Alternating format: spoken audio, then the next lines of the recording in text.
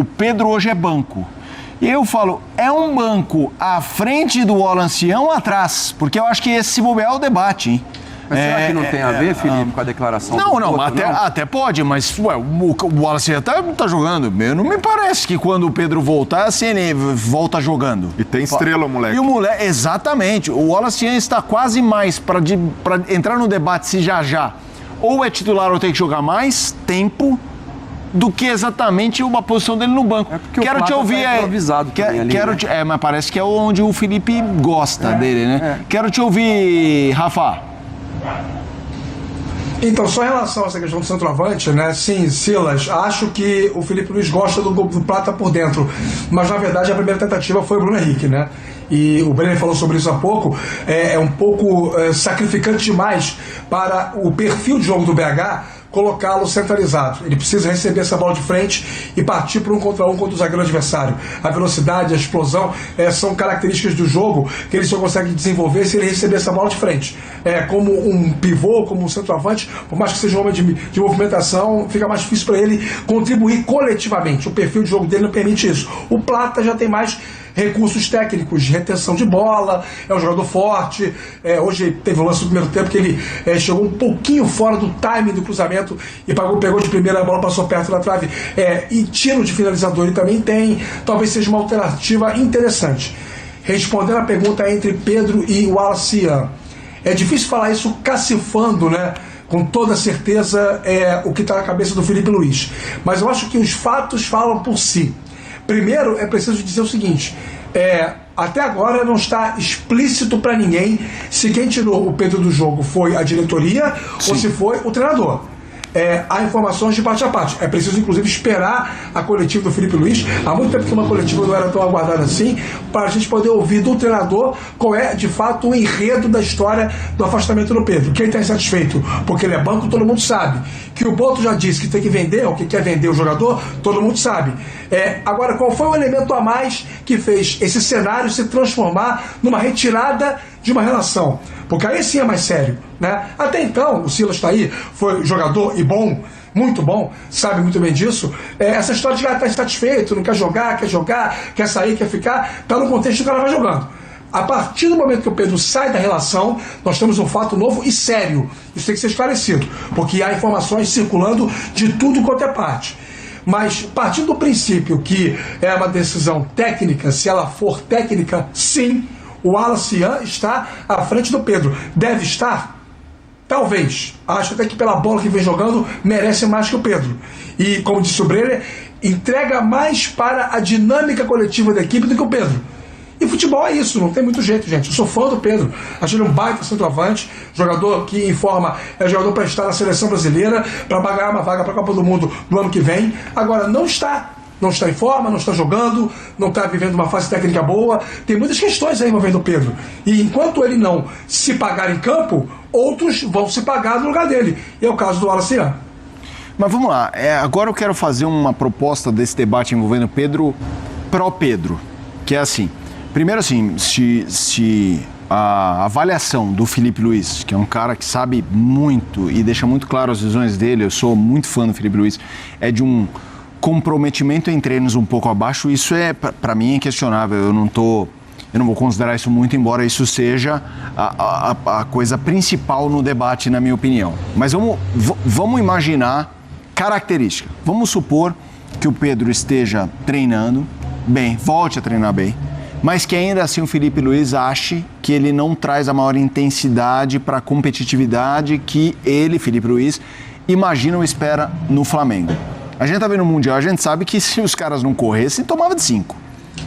No mercado nacional, em que a gente já viu, inclusive no Flamengo, jogador que não deu tão certo na Europa, voar, vide Gabigol e o próprio Pedro, num jogo como esse do São Paulo, eu sei que a questão hoje é outra, eu só vou botar o asterisco de uma para ninguém falar, não, mas é a história do treino, eu entendi, e isso, eu acredito no que foi dito pelo Felipe Luiz e tudo mais, embora ele não tenha ainda falado expressamente agora, vamos ver o que ele fala na coletiva, ele não joga, mesmo que esteja em forma e apresente a sua característica, Pedro, de ter menos competitividade. Nesse São Paulo hoje, no primeiro tempo, amassando, ele se bobear, até não tem mais qualidade para guardar e furar. Eu quero te ouvir sobre isso, Breno. Felipe, você entendeu onde eu tô chegando? Em alguns momentos, a gente viu algumas bolas pingando ali dentro da área do São Paulo, que a gente pensava, nossa, se tivesse o Pedro ali, exato, eu pensei exatamente do Plata mesmo. O 0-0 no intervalo, eu tava, talvez com o Pedro tivesse um. E até pela qualidade técnica e pelo faro de gol, um jogador como o Pedro nunca será descartável. Esse é o ponto para mim, de separar as coisas. O Pedro não precisa ser chutado do Flamengo, muito menos pela porta dos fundos. Será um equívoco da diretoria se for por esse caminho. Mas, por outro lado, nesse momento, Pedro deveria aproveitar essa crise para fazer uma reflexão, calçar as sandálias da humildade e perceber que ele precisa evoluir. Isso daí é algo que falta ao jogo do Pedro. Concordo. Intensidade sem a bola. E é fundamental no jogo atual. Sim. A gente viu no Mundial de Clubes. Você viu o Harry Kane contra o próprio Flamengo? Exato. Todos os centroavantes do futebol mundial, Felipe, Lewandowski, Harry Kane, Haaland, eles precisam se dedicar na marcação. É chato, o cara pode não gostar, mas ainda mais para um técnico que tem as ideias do Filipe Luiz, se o Pedro não se adaptar, vai perder minutos. E hoje, por exemplo, é um jogo que ele poderia ser titular.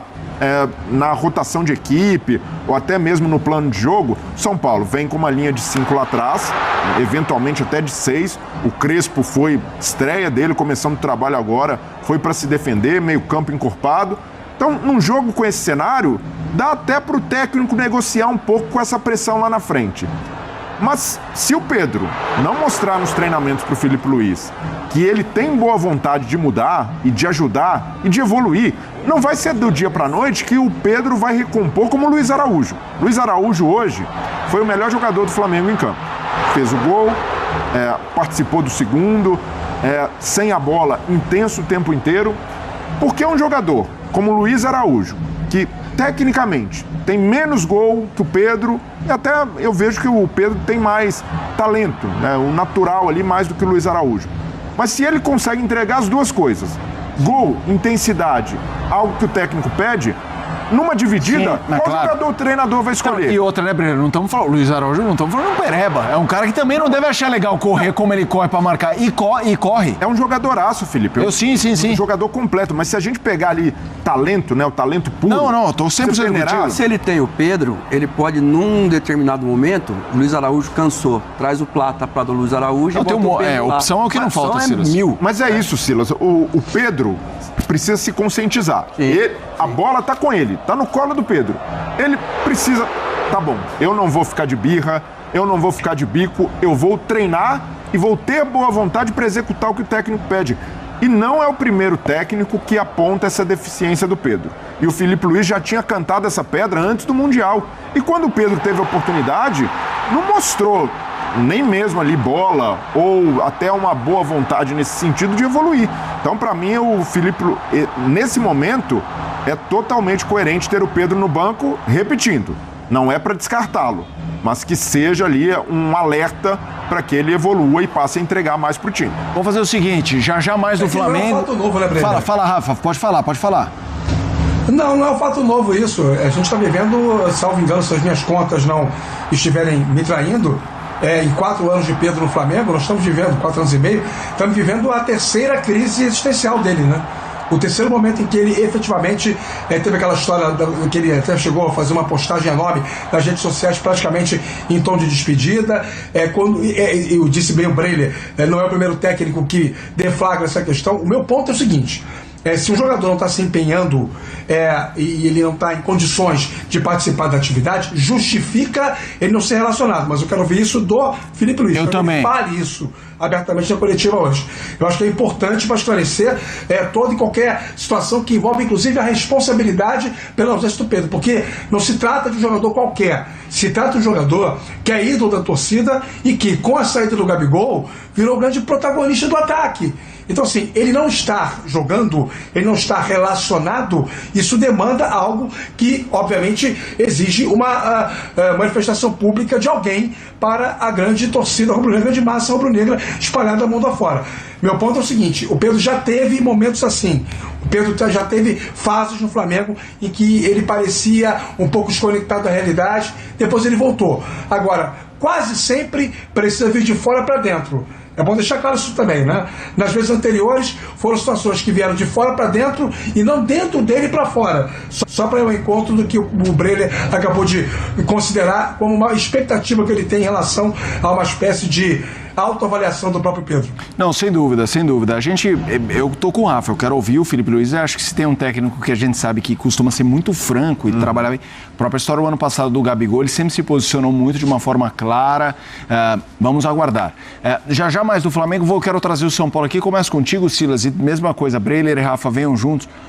Qual é o tamanho do buraco do São Paulo? Porque, vamos lá, o São Paulo tá nas oitavas da Libertadores, passou bem. Nas Copas tem um cenário diferente. Mas no Brasileiro... Flamengo e São Paulo. Edu Dracena. 2-0 Flamengo. Vai com a sua colher, Chico. Pô, mas é que eu tô indo com a colher do Edu. 2-0. Que isso? Divisão. Que isso, irmão? 2-0. Cuidado aí. E você vai ser comunitário também, Cicinho? Vira com a colher de vocês. Com muita oração e dedicação dos jogadores. 1-0 tricolor! 1-0 tricolor! Everton Guimarães com a colher de pau mineira. Eita. Pra fazer doces. Renata, vai então de 2-1 Flamengo. 2-1 Mengudo. Capelanes, não seja maldoso. De 4 menos de 4 você não fica. Vou falar o seguinte, vocês vão tomar uma escovada no fim de semana, mas uma escovada vai dar pena. Os caras vão fazer 3-0 e vão tirar o pé. 3-0 Flamengo, sem fora os ameaços. Ronaldão. 4-0 Mengo, fora o vareio. 4-0 Mengo. 3-1 para o Flamengo. Marco, perdão, meu amigo. 2-1 São Paulo. Dá pena.